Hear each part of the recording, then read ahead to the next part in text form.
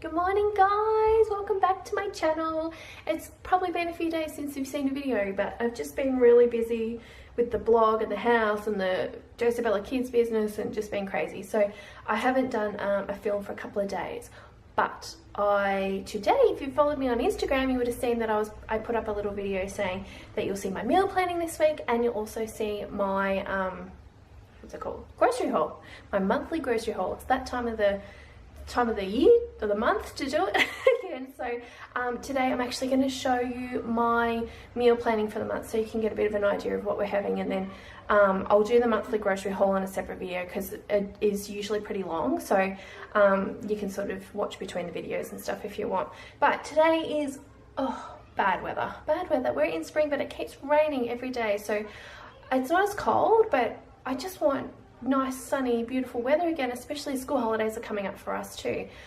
Soon the kids have 2 weeks off, and I just want some really good weather because we've got a couple of things planned, and you know, things are outdoors and stuff as well. So I'm just hoping this weather, I'm just looking out the window, will fix up. But anyway, let's get to the meal planning. So if you don't know already, I do monthly meal planning now. I used to do weekly, but it's cheaper in groceries and things to do it monthly, and that's why I do it. You'll see my meal planning sheet today, which is available on the blog, and you can get it for free if you just subscribe and things. It's all free, and you get a couple of other sheets with it as well. Oh, just felt something. And it is a monthly meal planning, but you can use it to just do weekly planning as well. So I'll show it to you. Meal planning has helped me immensely. I've been doing it for a couple of years now. It just helps me save time, save money, like just, yeah, all the good things. So that's why I do it, and that's why I'm sharing it, because I always have lots of people ask me about it. And the monthly grocery hauls I've put up, people have asked me questions and sent me messages and stuff. So I decided to do more of this because it is something I focus on the blog as well, the This Mum at Home blog. I'll leave the link below to that so you can check that out. And that blog is all about simplifying my life and what I've done, and you know, what I'm doing still and things like that. So and working from home, that kind of stuff. So go and check the blog out so you can see some useful things over there. So this is my monthly meal planning sheet. I have this all in this folder here, which I actually got from Kmart. It's got a few food stains sort of going on it because I always have it out. I think I paid like $3 for it, and it came with these dividers as well, which has been handy. This is a food and drink inventory sort of thing in the household. I will go into this in another video, but it is available on the blog as well. It's a printable. It's something that will be in the ebook that's coming out towards the end of the year sometime. But it just helps me do my meal planning a lot quicker and keep track of things through the month and stuff. So it's a bit of a mess at the moment, so I'll neaten it up before I actually talk about it. And it probably looks complicated. My background's business, so this is why I do something like this. But it's not that complicated if you do it the easy way. So I'll talk about that more so in another video, I think. But this is my monthly meal planning sheet.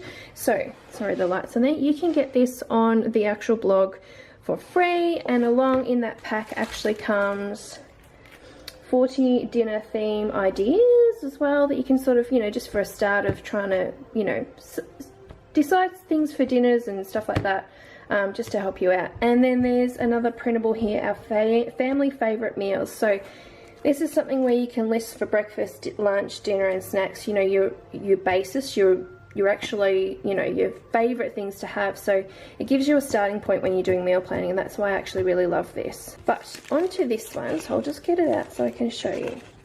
It's really simple and easy to do it. If you actually got the previous meal planning sheet, it was a calendar, which I always used, but I was finding it hard to write into it when I was doing it for the whole month, so I come up with this sheet instead because it's just a bit clearer and easier to deal with. So I have some sections here. So we have breakfast, lunch and snacks. These are usual things that we have sort of, you know, every day, so that's why I've put them on there, and it's to sort of, you know, for me to have it there for this month so I know what I need for the grocery list. And this will change depending on the weather too. So if we're in summer, you know, we might not necessarily have party pies and sausage rolls, which is something we normally have like on weekends when Joseph's home and stuff from school. But, you know, we would have probably more salady stuff and things. So it does change. So that's why I do it every month. I write different things.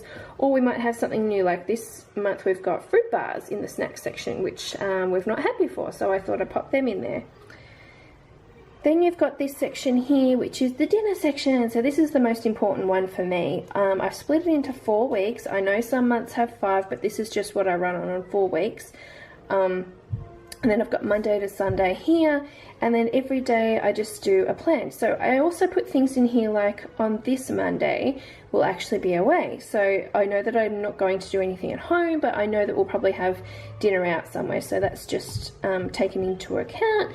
And then on Wednesdays here we usually have a takeaway day. So the reason I don't have it here is because we're going to be away, so we'll probably end up having some sort of takeaway, so that's why that's not there. But I put those types of things in. I think there's another, oh yeah, here on this Friday, this is in school holidays, so we're going on a little adventure. So I knew on that day that I need to do something pretty simple, so I've put stir fry in there. So things we've got on here are things like spaghetti bolognese. We love that in this house. We'll have roast with salad, or if I don't have salad at the time, I'll actually use the vegetables and cook them instead and do that. On this day we're having leftover roast because on the Sunday before we'll be actually having, which is this Sunday, we'll be actually having roast, so this will be the leftover roast. And then we have things like chicken parcels, which are like these garlic and chicken sort of wrapped in pastry things, which are delicious. We have those on here. We have parmas a couple of nights. We've got either tacos or enchiladas, chicken enchiladas, which I make out of the taco kits. And we usually have obviously salad with that. We have, on a Saturday, we usually do something pretty simple. So sausages in bread, burgers we have here, so in rolls and things with salad and stuff. Pizza, which we'll have pizza, just a, a store-bought one, not one that you would order. And have that with some salad and garlic bread and things. We've got pastas, obviously, lasagna, that type of thing. Just anything that's quite easy. Usually if it's on a weekend and listed like this one on the Sunday, and the lasagna here on the Sunday as well, like these 2 meals are things I will already have in the freezer made from another night. So they're just a really easy grab out of the freezer and defrost sort of thing. So yeah, that's what we've done. We've got chicken wings here. We have, what else have we got on here? Something different. Vol au vents, which is like a little pastry thing as well, which we'll just have with rice. Yeah, that's kind of it on this one. It's not too extravagant on this month. I try to make things as simple as possible, especially with the kids, because I've got, school times and trying to do homework and things like that. And then during school holidays, I want to spend more time with the kids and do things. So I don't want to be cooking all day. So a lot of this are things that I can sort of pre-make and freeze as well. So that's kind of why I do it this way.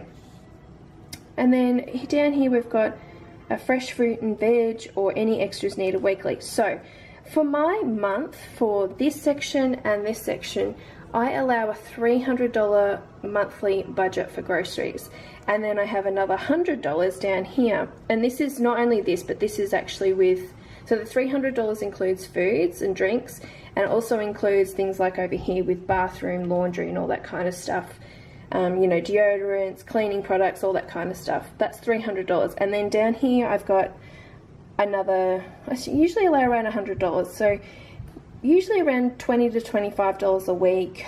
Sometimes I go over, and then in this week, I'll spend less in here. But this is just for the extra things. So things I might have forgotten, or things we've run out of, or things that I have to sort of get every week fresh. So we've got obviously your fresh fruit and vegetables here.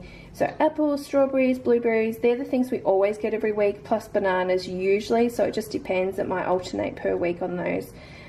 We've got lettuce, capsicum, cucumber and carrot, because I always have that with dinners. Carrots I won't have to get every week, and cucumber I won't have to get every week, but I do sort of just split it over there. But that's where I sort of save money, every second week on not having to do that. Eggs we always get fresh every week as well. And milk, we go through so much milk. This is 8 litres that'll be, because Isabella drinks bottles of milk at nap times and things like that. So, and when she wakes up in the morning, so we go through a lot of milk. So I can't fit it all here in the house, and because of the use by dates I have to buy it every single week. And then on week 2 I know I'm going to need vol au vents, the casings, so I'll need that. And then on this week I know I'm actually going to need another taco kit sort of in there, and obviously I'll put it sort of in the grocery list anyway, but this is something in case I might actually get a bonus one as well, just to keep in the house as well, and then some mints as well, because that's sort of, you know, the extra little things. I probably don't think I've written the mints down here because I'm thinking I don't actually have enough in the freezer, so it's just an additive for me to remind me to actually put it on my grocery list. So I hope that's not too confusing and that I didn't rush it too much, but because it's a month, it's hard to sort of go through everything slowly, otherwise it'll be drag on forever in this video, but you can get the general gist. So for a month, you know, I'll have a lot of the same meals twice, maybe 3 times, because yeah, things can be made, like deviled sausages I can make up and make 3 lots at once, so they're frozen. So that's where I save time doing this, because I'm not spending, you know, an hour or 2 hours in the evening and that planning meals and getting stuff and cooking stuff and things. A lot of things are already done by the 2nd and 3rd and 4th week, so I save a lot of time and it's just really great. That's why I love meal planning. But if you guys want to see the monthly grocery haul, check out the next video that I put up, because it will be that actual video and you can see everything I actually brought and you can see how I've come under $300. I think it will be tight this month because I do need extra things, like some extra cleaning products and things like that I wouldn't get every single month, so I'll be cutting it close to that $300 budget for sure, and I'll probably end up using the first week's $25 as well to, you know, for the extra fruit and veg and stuff, because we're pretty low on that stuff. So yeah, have a look though and see what happens, because I say that and I usually calculate it, and I use my digital grocery calculator that I've got on the blog as well. It's kind of like a spreadsheet template that adds everything up for me, so some things are guessed if I don't know the exact price at the time, and things go on sale and prices reduced and stuff. Like fruit and veg at the moment is so cheap, so cheap. I get it from Aldi and you kind of feel like it's free at times. Like strawberries I think are down to $1.30 a punnet there, like it's so crazy cheap. Whereas other times of the year it could be near $5 a punnet, so it depends on the time of the year on, you know, the prices of those things. So that's where it sort of gets a bit yes and no on the actual calculating, but yeah, we'll see how we go. Anyway, go and check that out. Thanks guys for watching. Don't forget to subscribe and give it a thumbs up, and I will see you in my next video. Bye.